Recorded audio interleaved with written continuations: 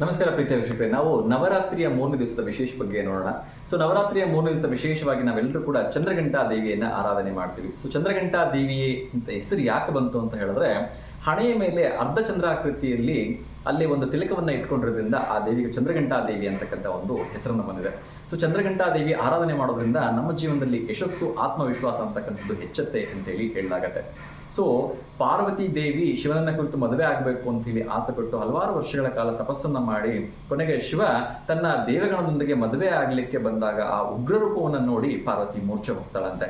ಅದಾದ ನಂತರ ಪಾರ್ವತಿ ದೇವಿ ಈ ಚಂದ್ರಘಂಟಾ ದೇವಿಯ ರೂಪವನ್ನ ತಾಳಿ ಮತ್ತೆ ಬರ್ತಾಳಂತೆ. ಮತ್ತೆ ಪರಮೇಶ್ವರನಲ್ಲಿ ಕೇಳ್ಕೊಳ್ತಾನಂತೆ, ನೀನು ಸುಂದರವಾಗಿರ್ತಕ್ಕಂಥ ರಾಜಕುಮಾರನ ರೂಪದಲ್ಲಿ ಬರಬೇಕು ಮದುವೆಗೆ ಅಂತ ಹೇಳಿ. ಅದಾದ ನಂತರ ಅಲ್ಲೇ ಆ ಪರಮಶಿವ ಒಂದು ಸುಂದರವಾದ ರಾಜಕುಮಾರನ ರೂಪವನ್ನು ಪಡೆದುಕೊಂಡು ಈ ಇಬ್ಬರು ಮದುವೆ ಆಗತ್ತಂತೆ.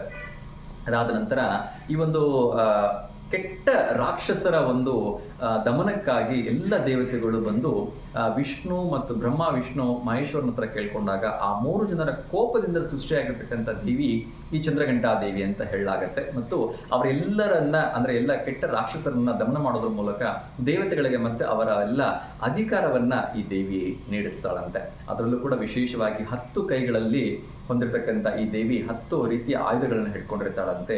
ಚಿನ್ನದ ಬಣ್ಣದಿಂದ ಲೇಪಿತವಾಗಿರ್ತಕ್ಕಂಥ ದೇವಿ ಸದಾ ಹಸನ್ಮುಖಿಯಾಗಿಬಿಟ್ಟು ಯಶಸ್ಸನ್ನ ಮತ್ತು ಸಹಕಾರವನ್ನ ನೀಡ್ತಾಳೆ ಅಂತ ಹೇಳಿ ಹೇಳಲಾಗುತ್ತೆ. ಅದರಲ್ಲೂ ಕೂಡ ಅವರವರ ಭಕ್ತಿಗೆ ಅನುಗುಣವಾಗಿ, ಅವರವರ ಕರ್ಮಗಳಿಗೆ ಅನುಗುಣವಾಗಿ ದೇವಿ ಸದಾ ಯಶಸ್ಸು ಮತ್ತು ಆಶೀರ್ವಾದವನ್ನ ನೀಡ್ತಾಳೆ ಅಂತೇಳಿ ಹೇಳಲಾಗತ್ತೆ.